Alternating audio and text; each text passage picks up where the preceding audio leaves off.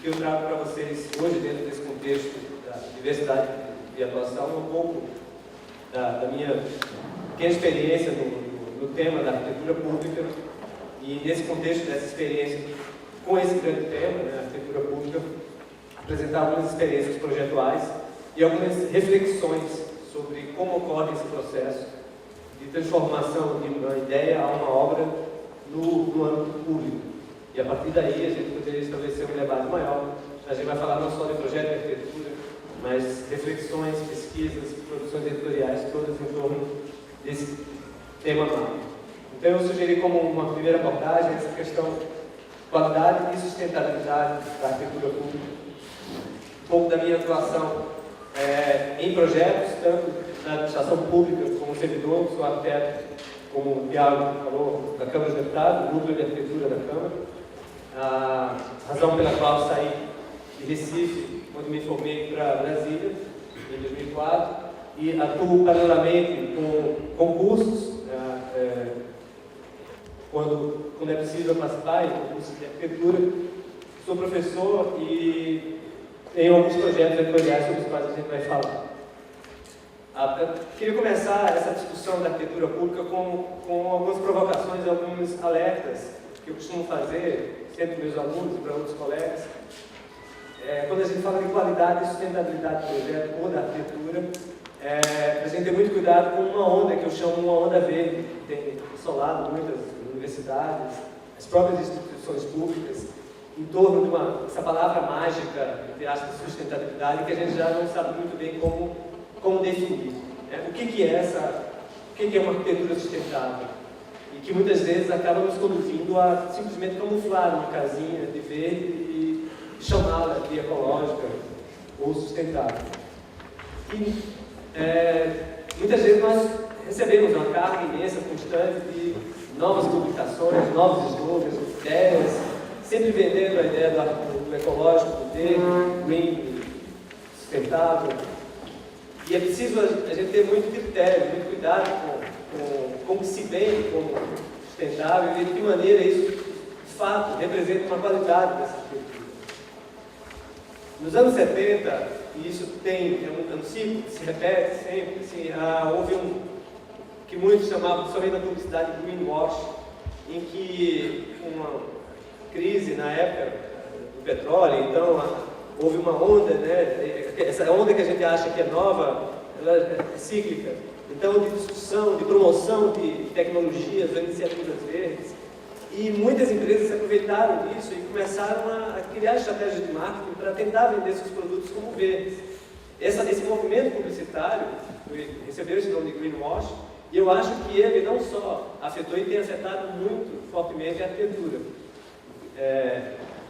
E o que muitas vezes acontece, como muitos produtos de supermercado, como a caixa de sabão em pó, que vai ser mais verde e mais ecológico, porque está determinado, ou simplesmente porque a caixa passou a ser verde, muita arquitetura tem sido feita com muito mais publicidade do que efetivo projeto. Eu trago como uma provocação essa discussão do líder, o papel do líder nesse contexto. Eu sei que tem profissionais extremamente competentes trabalhando nessas certificações internacionais.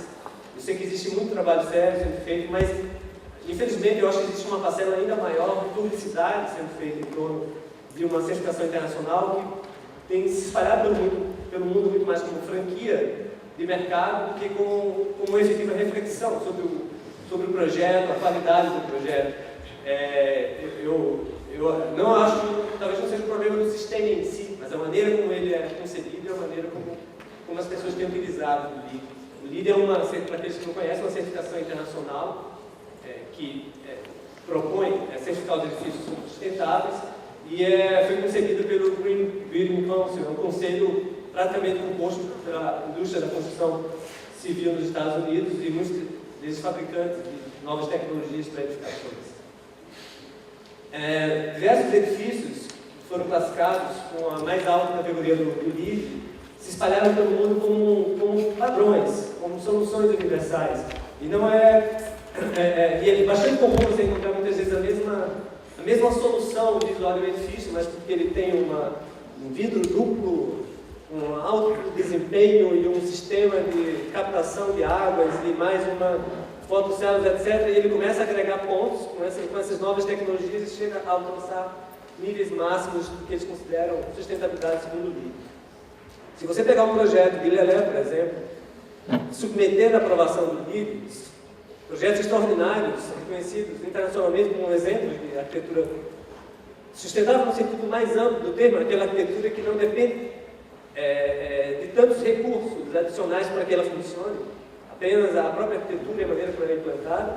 Se você colocar um projeto do Lelé na lista, na tabulação de pontuações do LEED, ele não vai chegar nem a primeiro nível de classificação do LEED, porque ele não tem uma série de elementos ou tecnologias que o LEED considera fundamentais. Se nós seguimos o roteiro de Armando de Holanda, esse fantástico roteiro para construir o Nordeste, publicado nos anos 70, que continua e vai continuar válido sempre, em que você precisa situar sua arquitetura, implantar corretamente, gerar sombra onde é necessário, ventilar onde for desejável, simplesmente seguir esses roteiros, do que eu acho a essência da qualidade da sustentabilidade da arquitetura, você não garante o LEED, por exemplo. Se você olha a pontuação do LEED, apenas 6 de 69 pontos se refere à inovação do projeto. Talvez tenha mudado nos últimos 2 anos. Esse levantamento eu fiz há 2 anos, estudei o manual LEED. Pode ter mudado nos últimos 2 anos, mas há 2 anos, quando eu fiz esse levantamento, se você tivesse um edifício como esse aqui, que eu não considero definitivamente o melhor exemplo de uma arquitetura de qualidade sustentável, mas se você tiver um edifício em que você tem vagas de garagem para veículos de combustível híbrido, pontua mais do que inovação em projeto.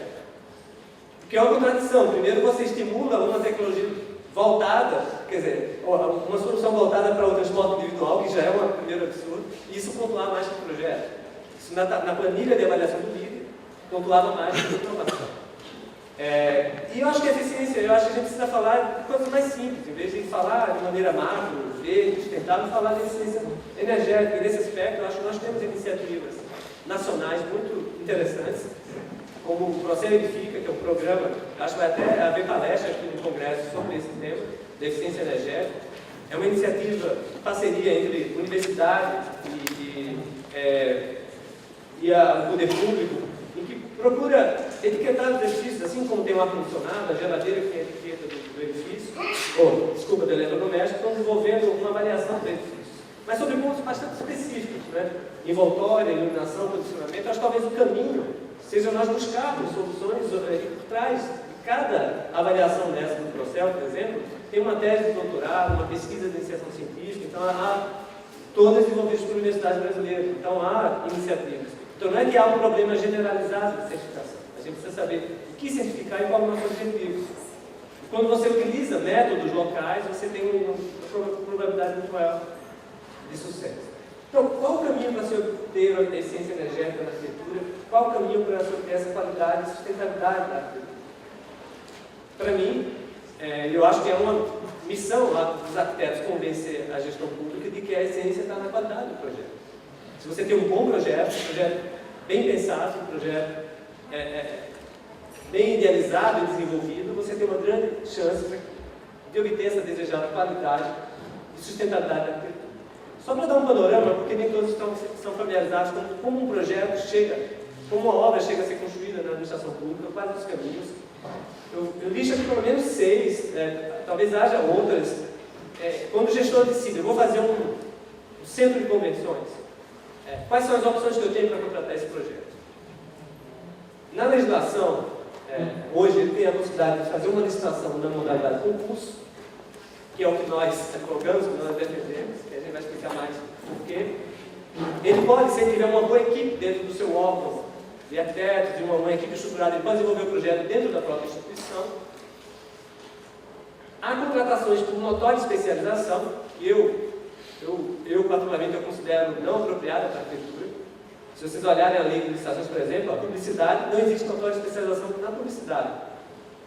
Os publicitários entendem que qualquer um pode ser criativo, qualquer um pode ter a melhor ideia, e ninguém tem experiência suficiente para dispensar a competição na hora de desenvolver a melhor solução. Eu, particularmente, acredito que a notória especialização em arquitetura ela é usada indevidamente. Eu acho que deveria ser usada em casos excepcionais, muito específicos, e ela acaba sendo utilizada de maneira generalizada. Então, a notória especialização é quando você diz, não, esse arquiteto já fez muitos edifícios de escolas, por exemplo, ele tem um portfólio imenso, então isso é suficiente para contratá-lo. Licitação com menor preço, que é, olha, quanto menos você me cobrar, quem me cobrar menos aqui eu contrato. Para o projeto, a própria lei já alerta que esse não é o melhor caminho. Técnica e preço, que seria o intermediário, e uma novidade para a gente, mas que já está, enquanto está caindo na Europa, por exemplo, como uma modalidade questionada, no Brasil a gente começa a destacar como sendo a grande saída, que são as PPPs, vocês já devem ter ouvido falar, as parcerias público-privadas, a gente vai conversar um pouco mais sobre isso. Antes de avançar no debate, eu queria só passar por algumas experiências pessoais e institucionais com a relação com a arquitetura pública, em escalas bem diferenciadas em Brasília. Então, vou falar dos 3 exemplos. A primeira são projetos institucionais na Câmara dos Deputados. Esse é um exemplo de execução direta. Nós temos uma equipe de mais ou menos 20 arquitetos dentro da Câmara e mais uns 20 projetistas especializados, em que todos os projetos de arquitetura dentro da instituição são desenvolvidos lá pelos técnicos.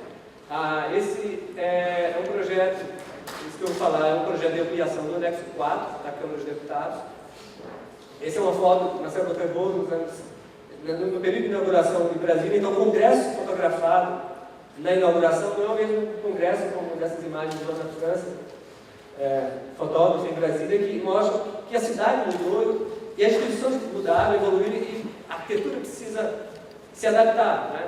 O congresso é uma cidade, são 120 mil metros quadrados de área construída. Dizem que chegam a circular entre 15 e 20 mil pessoas no congresso. Se a gente for usar, a gente está dando essa brincadeira, o critério do Estatuto da Cidade, que fala que municípios com mais de 20 mil habitantes deveriam ter seu plano diretor, se a gente pensa que em alguns dias a Câmara dos Deputados, no Congresso circulam cerca de 20 mil, deveria ser objeto do plano, de fato nós temos um plano diretor em andamento no complexo. E esse projeto que estamos desenvolvendo aqui é uma evolução do complexo, em 60, 66, o anexo 2, o anexo 3 em 73, o anexo 4 em 81, e a gente está trabalhando na ampliação do anexo 4, porque originalmente a administração queria duplicar esse anexo 4. Às vezes fazer um projeto às vezes é uma iniciativa de não projeto. Nesse caso foi mais uma iniciativa de não projeto. Houve uma batalha de tentar questionar o próprio objeto inicial. Então, quando se pensava em duplicar o tamanho dos gabinetes, nós argumentamos com os parlamentares que talvez o que eles precisassem não seria de uma sala de reuniões para cada gabinete, por exemplo. A gente chegou a convencer eles, se vocês não fizessem, não duplicassem o próprio gabinete, a gente fizesse um pool, como se fosse um grande núcleo de convenções e reuniões, e vocês compartilhassem essas salas, e a gente otimizasse, criasse mais espaços públicos, até porque o Congresso, não sei se alguém já visitou aqui, mas eu acho que é difícil que tem mais visitação, mais atuação pública. É uma das instituições em que você mais frequenta mesmo, participando do dia a dia. Talvez devêssemos até participar mais para que a gente tivesse talvez um retorno melhor da atuação do Congresso. E o primeiro exercício foi de fazer do não projeto. A gente tentou convencer que duplicar não era a melhor solução, que a gente deveria enxugar mais o projeto e tentar fazer um edifício que atendesse o déficit de gabinetes, porque um projeto idealizado por um Congresso dos anos 60 não é o mesmo em 2014. Então, o número de parlamentares cresceu, a demanda pela infraestrutura. Então, a partir de um estudo feito por Oscar Niemeyer, a equipe da Câmara trabalhou com essa ampliação do projeto. Vou passar um pouco mais rápido essa parte aqui. A ideia é seguir o eixo que já liga o edifício principal, o anexo 2, tem uma passagem subterrânea que liga ao 4, e esse edifício seria uma extensão desse eixo. Então, nós temos ali o edifício principal, o anexo 1, o anexo 2, o anexo 4, existe uma ligação subterrânea, levando ao que nós estamos propondo como anexo 4B, adiando, não excluindo a possibilidade, porque a gente não sabe o que vai acontecer com o Congresso em 20, 30 anos. O parlamento da Índia monstruoso. Não sei se o Brasil vai nesse caminho ou não. A gente não pode ignorar esse potencial construtivo, mas a gente entendeu que esse não era o momento dessa expansão. Então, esse é o projeto que está em desenvolvimento hoje na Câmara, que é praticamente um grande número de convenções, de salas de reunião e um número de salas de gabinetes para suprir o déficit. Hoje só tem 400 gabinetes, 413 400 gabinetes, tem 513 deputados, então há 100 gabinetes improvisados no anexo 2, sem infraestrutura. Então o objetivo desse edifício é executar gabinetes e áreas de infraestrutura equivalentes para todos os parlamentares. Essas são algumas imagens. A ideia era manter um pouco a linguagem dos anexos, com o máximo de sobriedade, e apesar da extrema simplicidade volumétrica, é um edifício complexo espacialmente, por conta da diversidade de usos que existe no local. Então nós procuramos trabalhar muito os pátios internos, a dupla pele, jardins periféricos, tentando criar o máximo na condição, aumentar a inércia térmica do edifício, diminuindo a necessidade de condicionamento térmico artificial. A orientação já era favorável, com os gabinetes e as salas de permanência abrindo para norte e sul, e as empendas cegas a leste e oeste. Passar rapidamente por alguns pavimentos. Esse é o pavimento, praticamente um pavimento de convenções. Temos os pequenos plenários, salas de reunião. Esse eixo é o eixo que vem todo complexo, chega nesse grande vazio. O pavimento térreo com um grande plenário. A ideia é que esse plenário de 700 lugares possa acomodar reuniões do Congresso, porque o plenário principal hoje ele tem 400 lugares, não abriga o número, as reuniões do Congresso. Você reunir deputados e senadores, o número é maior que o número de lugares do plenário principal, então esse auditório teria essa função. E o pavimento que justifica todo o edifício, que são os 80, 90 gabinetes, mais uns 10 que ficam no inferior, que são gabinetes especiais, para atender a demanda. E na cobertura, restaurantes, jardins, enfim, toda uma área mais de uso coletivo. O órgão do tribunal mostra um pouco mais dos vazios que vão rasgando o edifício, do grande auditório. Às vezes, nossa atuação como arquiteta não se limita a edifício, mas muitas vezes a auxiliar a fechação de plano. E tem um plano muito pequeno, muito simbólico, na verdade, mas que ele tem tido um efeito que muitas pessoas já usam a bicicleta no dia a dia em Brasília, e muitas pessoas usavam e usam a bicicleta para ir ao trabalho, só que a Câmara não tinha essa estrutura. Então, sob a nossa coordenação também, nós desenvolvemos um plano chamado MOB, dentro de campanhas de uso da bicicleta como meio de transporte, oferecer infraestrutura para os funcionários que quisessem ali dentro do complexo, para deixar a bicicleta, para trocar de roupa, tomar banho. Então, tem um programa nosso, que é o MOB, que foi, inicialmente se pensou em construir vestiários. Ele falou, não, ao invés de construir, se a gente identificar vestiários que já existem dentro do complexo, em que a gente possa compartilhar. Não, mas tinha vestiários dos terceirizados, a gente não pode, não, por que você não pode compartilhar os terceirizados com os servidores? Então, às vezes, fazer um projeto, no sentido macro, não um projeto de arquitetura, mas um planejamento de uma ação, envolve, às vezes, até a opção por não construir, por não executar, e você utilizar a infraestrutura existente, foi o caso do MOB, que hoje já está implantado, e tem cerca de 70 pessoas que já usam a bicicleta no dia a dia para ir ao trabalho. O problema é que, muitas vezes, as ações que nós propomos como técnicos, elas entram em conflito com algumas ações políticas externas que pressionam os órgãos. E hoje, infelizmente, paralelo a essas discussões de mobilidade que nós temos no nível técnico, a gente tem enfrentado discussões complicadas, como você já deve ter ouvido falar sobre uma proposta que eu considero absurda, de gerar uma garagem, criar uma garagem subterrânea ao longo das planadas do Ministério para abrigar 10 mil veículos.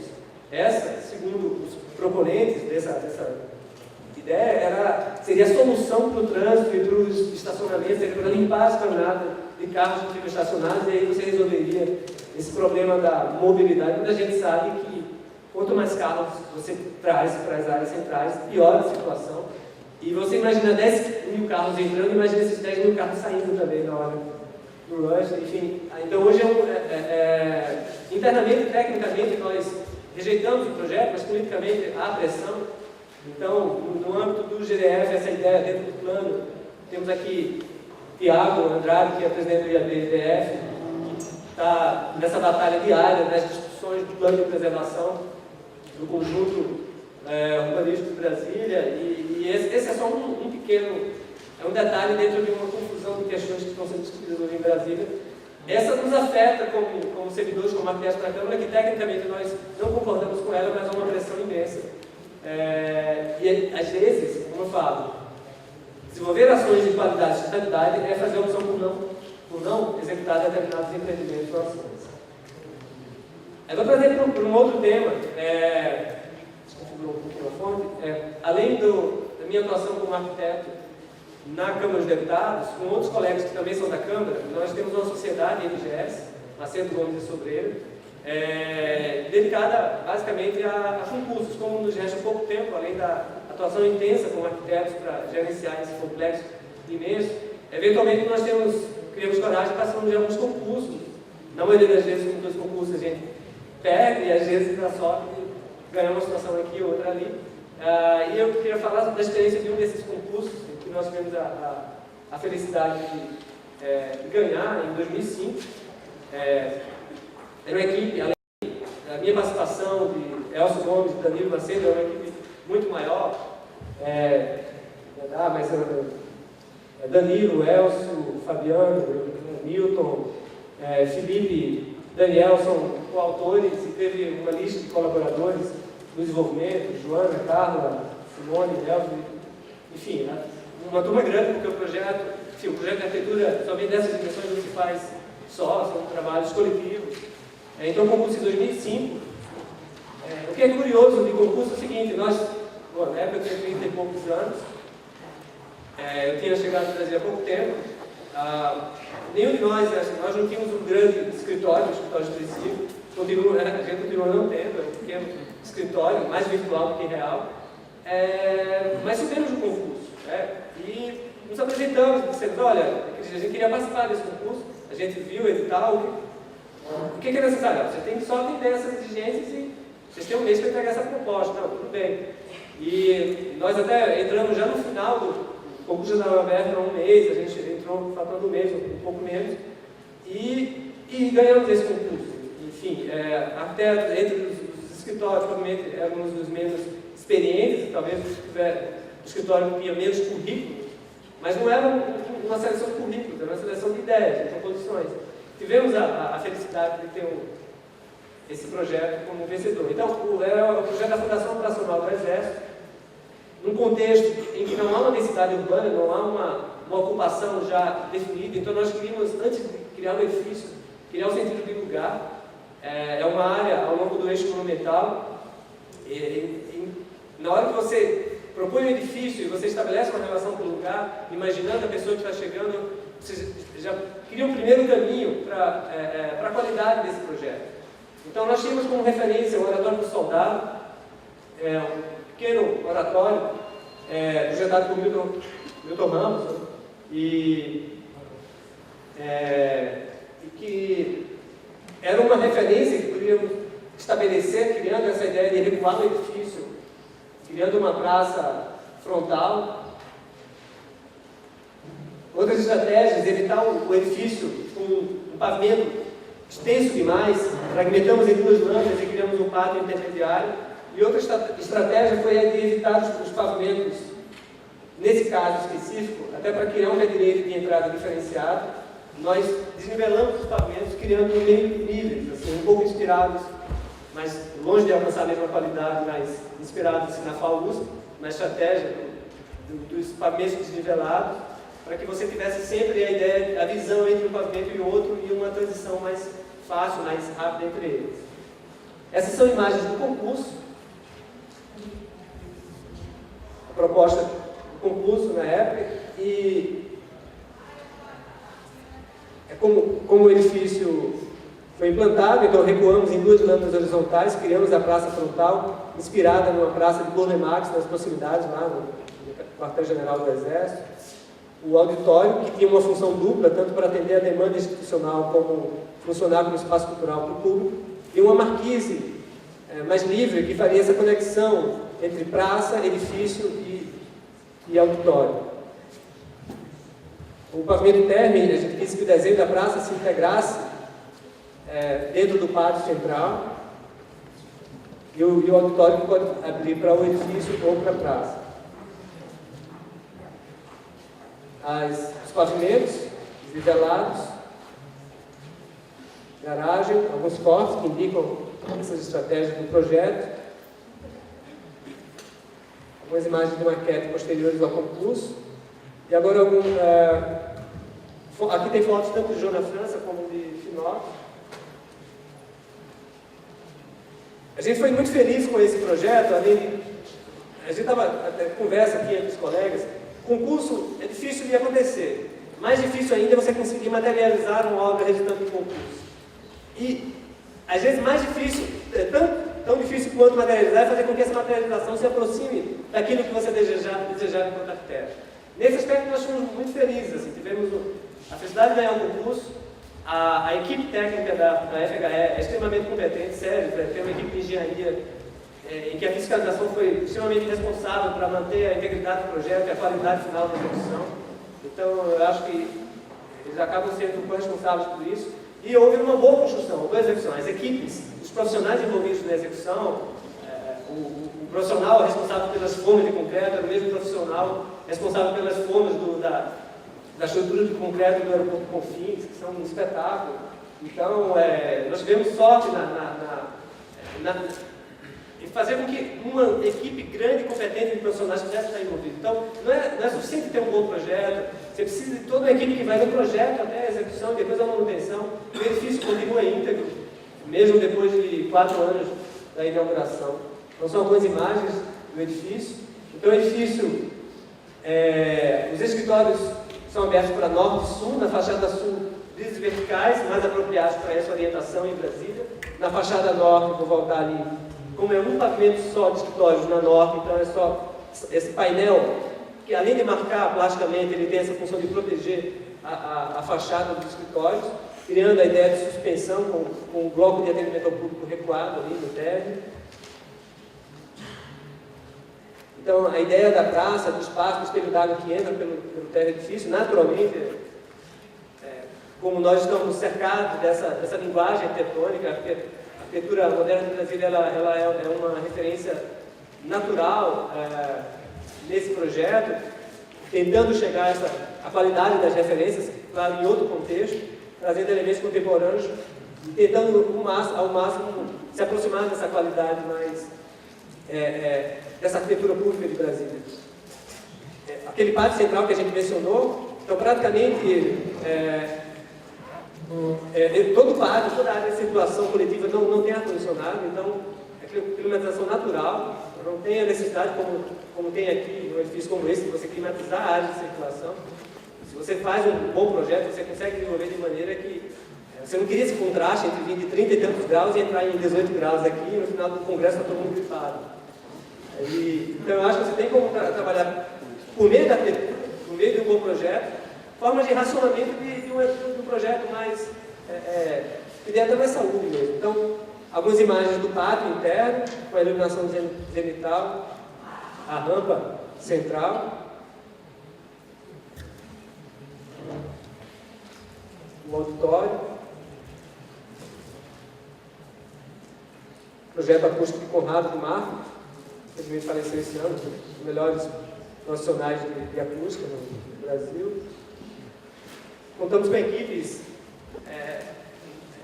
O projeto, você imagina, ganhou um concurso dessa Oscar, encheu o bolso de dinheiro, mas o contrato era enxuto e a gente sabia que a principal coisa era executar um bom edifício. Então nós não economizamos em contratar peças. Como estava no nosso escopo, contratar todos os profissionais de estruturas, instalações que chegam a 20 instalações.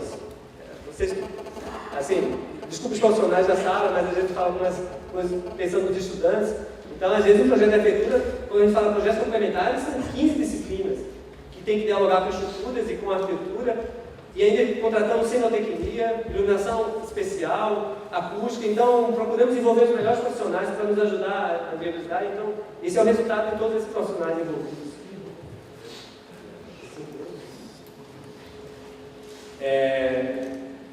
Mais algumas imagens. Vou dar uma acelerada aqui, nessa parte, no final aqui das imagens. Falo de um pequeno projeto, assim, às vezes para você fazer uma arquitetura pública, não depende de fazer grandes edifícios. Essa foi a minha primeira obra construída em Brasília, surgiu de uma, eu chamaria PPP do bem. Não é uma parceria público-privada desses modos, é uma parceria comunidade-escola. São parcerias que nesse sentido podem existir. Eu vou contar rapidamente essa história. Dentro de uma superquadra tradicional do Plano Piloto, a escola 349 tinha um problema sério que várias outras escolas estavam enfrentando, que eram antenas de celular, em que as empresas de telefonia alugavam, pagavam a Secretaria de Educação e ocupavam o pátio da escola com antenas, e a comunidade começou a ficar preocupada que eles leram em pesquisas que a presença de antenas de celular nas proximidades e as de permanência, também com crianças, podia trazer problemas de saúde como câncer no futuro, etc. E conseguiram, depois de uma longa batalha, convencer a Secretaria a tirar essa antena de celular e fazer com que a empresa bancasse um parquinho para as crianças. E aí, eles precisavam de uma tela, de recursos, etc. Acabei chegando a eles como um trabalho voluntário e eles queriam, olha, eu queria só um parquinho, eu queria só que você visse espaço que fizesse o melhor possível. E eu tentei convencê-los a não fazer um parquinho no sentido tradicional, de balanço, gangorra, né, um escorrego, etc. Mas tentasse trabalhar brincar com o espaço. É um espaço muito pequeno, de 6 metros por 10, eu acho, 12, enfim, é bem pequeno. Aí eu imaginei o projeto como um tabuleiro, a ideia era fazer um jogo, havia 3 árvores no final, então a ideia era preservar essas árvores no final, numa parte mais baixa, e fazer um tabuleiro no outro extremo. Me inspirei um pouco em ideias de Piaget, enfim, um pouco do elemento das formas geométricas básicas, elementos como cores e formas básicas como elementos de aprendizado. E a partir daí fui discutindo com a comunidade a solução e convencer que a gente poderia fazer um parquinho de espaços e não de jogos e brincadeiras muito evidentes. Um balanço para balançar, um escorrego para escorregar, mas espaços que as crianças pudessem utilizar da maneira que achassem melhor. E aí acabou sendo esse o resultado, eles executaram. E tinha que ser muito barato, a empresa não estava disposta a pagar muito, então foi alvenaria, tinta, tubo de ferro, isso no máximo. Assim. E aí esse foi o resultado do projeto, foi a minha primeira pequena obra pública executada em Brasília. Eu fiquei muito feliz com o resultado, não da obra em si, apenas com a obra, mas da maneira como ela foi apropriada. Assim, como eu fiquei numa atenção a primeira vez que eu fui, eu cheguei um pouco antes do recreio, aí fui falar, aí fui recebido pelo diretor, aí eu falei, e aí? Ah, não, acho que eles gostaram. Aí, será? Eu fiquei lá esperando a hora de para ver se as crianças iam para o parquinho ou iam para o outro lado, porque, não, esse brinquedo maluco aí que não dá para brincar nem nada. Aí eu fiquei tenso. Mas eu vi que aconteceu, na verdade, o que eu queria, na verdade, o que eu esperava, que era se apropriar do espaço de maneiras mais criativas e pouco previsíveis. Então, os vazios, os espaços todos, as brincadeiras lá de esconde ou de correr, algumas até extremas, que eu até fiquei preocupado, assim, de alguém se machucar. E aí, é um pequeno espaço, assim, o custo dessa obra deve ter sido R$10 mil, talvez tenha, mas é um pequeno espaço e aquele pé engessado não foi no parquinho, tá? Foi antes. Não foi lá na brincadeira. E eu fiquei... eu tenho acabado de chegar em Brasília, eu confesso assim, para quem... Minha formação em Recife, eu não tive a influência de minha mãe, assim, na minha formação como Tiago, por exemplo, aqui, como alguém de Brasília formado lá. A minha referência era muito mais dos títulos pós-modernos, por exemplo. Quem exerceu influência forte em mim na época, nos anos 90, você deve ouvir falar para Adriano Maia, um arquiteto mineiro que provocava muito. Então, muito mais, não era a forma em si, a arquitetura em si, mas a inquietação e a provocação, que é o que marcou muito a arquitetura nos anos 80 e 90. Então eu trouxe um pouco dessa brincadeira, o encontro entre eu e Lúcio Costa ali, dessa tensão entre superquadra e espaço de brincadeira. E aí a criançada se apropriando dos espaços, ali é uma maneira que eu não esperava de utilizar o espaço. Fizeram naquele banquinho vermelho uma sala de parto. A menina está brincando de colocou uma bonequinha dentro da blusa e está nascendo um bebê ali, né? Então, isso aqui pode ser até uma sala de parto, se quiser fazer a brincadeira. Essa é minha filhinha na época, tinha 4 anos, minha filhinha lá. Logo depois da foto ele caiu e ralou o joelho. O legal é que anos depois, eu fico sempre preocupado que no ano seguinte alguém vai demolir, vai colocar um parquinho de verdade, etc. Isso pode acontecer, de repente a arquitetura pode... Mas felizmente está lá. E uma matéria recente, não sobre o parque, mas sobre educação pública no DF, eu fiquei muito feliz que eles utilizaram a imagem do parquinho como cenário para essa matéria da importância da escola pública, e que a escola pública é de todos, e não é essa segmentação do público é para quem não pode pagar o particular, então transporte público, escola pública, aí é essa a essência da arquitetura pública, né? Então eu fiquei muito feliz com isso, com que o parquinho tivesse se tornado símbolo assim, dessa ideia da escola pública lá.